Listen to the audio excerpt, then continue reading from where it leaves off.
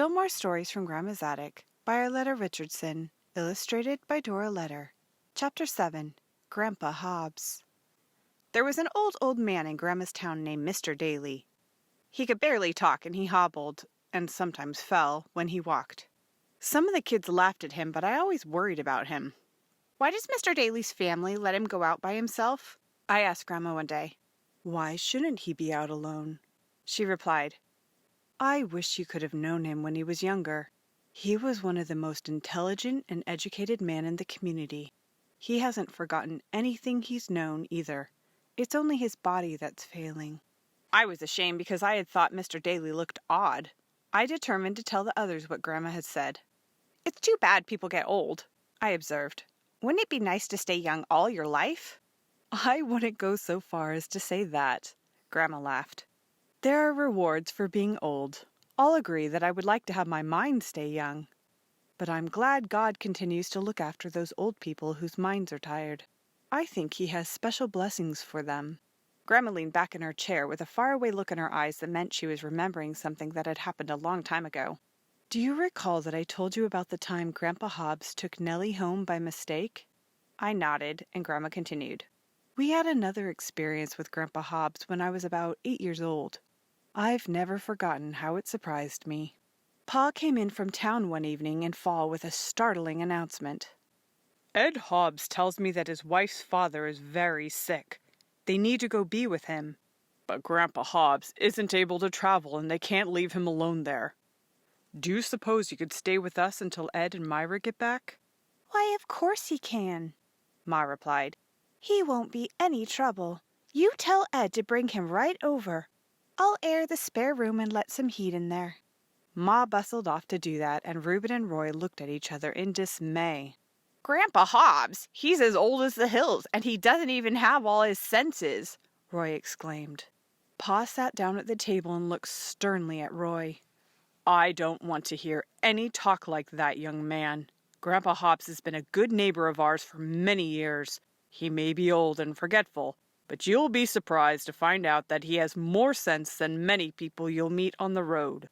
I want you boys to be kind to him. He's our guest and he'll be treated like one." "Yes, sir," Roy replied. "I didn't mean that I wouldn't be kind to him. I just meant that he's awfully old and you never know what he's going to do."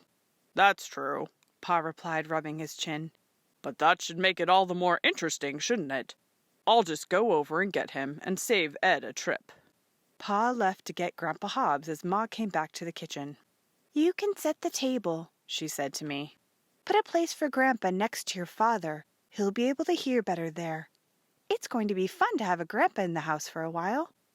"I don't know," I answered.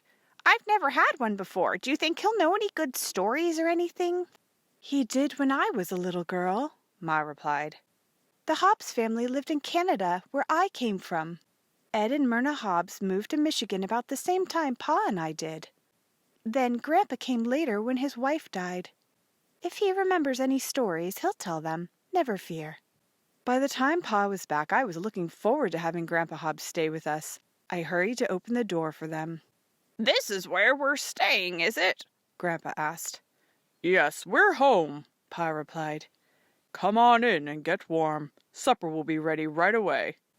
Grandpa hobbled into the kitchen and looked around. "Glad you got the fire going again, Myra. Was right cold in here when I left." "I'm Marianne Odell, Grandpa," Ma told him. "You'll be staying with us until Ed and Myra get back. Come and sit down by the stove." Grandpa sat down heavily in the old armchair Ma had put there for him. Almost as soon as he leaned back, he was asleep. "Ma," I whispered. "He's gone to sleep. Doesn't he want any supper?" "Oh, yes, we'll waken him when it's on the table. He'll probably sleep a lot of the time. Many old people do." "How old is he? 100?" "Not quite," Pa laughed. "You ask him when he wakes up. He'll tell you." When the food was all on the table, Pa shook Grandpa's shoulder. "Time to eat, Grandpa. Are you hungry?" "Eh?" Grandpa sat up and looked around in a daze. "Been asleep in the chair, have I? Is it time for breakfast?" "You just dozed off, Grandpa," Ma said. It's supper time. Come along and eat with us." "Nice of you to come to supper," Grandpa replied. "Been here long, have you? Sorry I was asleep when you came." We sat down at the table and I looked at Ma in bewilderment. Her answering look warned me not to say anything. "You're at the Odell place, Grandpa. You remember me, Jim Odell, don't you?" Grandpa Hobbs looked at Pa sharply. "Remember you? Of course I do. Known you since you were a little tad. Why would I forget you?" He tucked his napkin under his chin. When Pa had returned thanks, he began to eat. "You're a good cook, Mary Ann," he said to Ma. "Learned that from your ma, no doubt." He looked across the table at me. "You watch and listen to your ma, and you'll be a good cook, too. Maybe I'll come and eat with you one day." He chuckled and turned his full attention to his supper. I questioned Ma later when we did the dishes. "One minute Grandpa Hobbs thinks you're Myra, and then later he knows who you are. How can he forget so soon?" "His mind goes back and forth between now and years ago," Ma replied. "Sometimes when people get old, they become confused about time. Often they can remember things that happened in the past better than what happens today. If he calls me Myra or calls Pa Ed, don't worry about it. As long as he stays well and happy, it doesn't matter which year he's living in." The days went by and Grandpa seemed settled in and happy. Part of the time he knew he was visiting the Odells. Other times he thought he was at home or even back in Canada. He could remember good stories, and many evenings he entertained us with the early years before he came to Michigan. "Grandpa Hobbs," Roy said one evening, "did you see a lot of wild animals when you were young?" "Yes, indeed," Grandpa replied. "Lots that you don't see hereabouts. Caribou and wolves, big brown bears, and a few black ones. Now that's a critter you want to stay away from, especially them as has cubs. You heard anyone ever say mean as a bear with a sore paw?" We nodded. "That's not mean at all compared to a bear with cubs," Grandpa declared. "That old she-bear will attack anything in sight to protect her family. You just steer a wide path around her when you see her next time, you hear?" "We're not likely to see any, Grandpa. There aren't any black bears in our woods anymore," Reuben told him. "Pa says he hasn't seen one for years." "I saw one yesterday when I was following the river up north of here," Grandpa said. "I went right on by and let her be." We knew that Grandpa hadn't left the house yesterday, but we didn't question him. We just enjoyed listening to his tales. Thanksgiving approached and he was still with us. The boys and I came home early the day before the vacation began. Grandpa was dozing by the fire and Ma looked up in surprise. "What are you doing here so soon? Is someone sick?" "Oh no, Ma, who would get sick the day before Thanksgiving?" Reuben teased her. "Miss Gibson let us leave early today as long as we promised to do extra work this weekend." "That's nice. What do you have to do?" "Every class is different," Roy told her. "I have to do a geography map." "And I have a mathematics puzzle to solve," Reuben put in. "What about you, Mabel? Did your class get an assignment?" "We get the best one of all," I assured her. "We have to learn some lines from Shakespeare." Ma looked impressed. "I declare, that will be something. What lines are they?" "Here, I'll show you," I said and ran over to my books. "I put the paper right in here." I opened the book I thought contained the lines, but the paper wasn't there. After shaking each book in turn, I knew I'd forgotten it. "Oh no," I wailed. "I left the paper at school. Now what will I do? I'll have a failing mark if I don't learn it, Ma." The commotion awakened Grandpa. He peered over at me, curious why I was shaking the book so frantically. "Eh? What's this?" he inquired. "Mabel has some lines from Shakespeare to learn for school. She seems to have left them there, Grandpa," Ma explained to him. "What were they about, Mabel?" Ma asked me. "I probably don't know them, but Reuben might." "Not me," Reuben declared. "I can't remember Shakespeare any longer than it takes to learn it."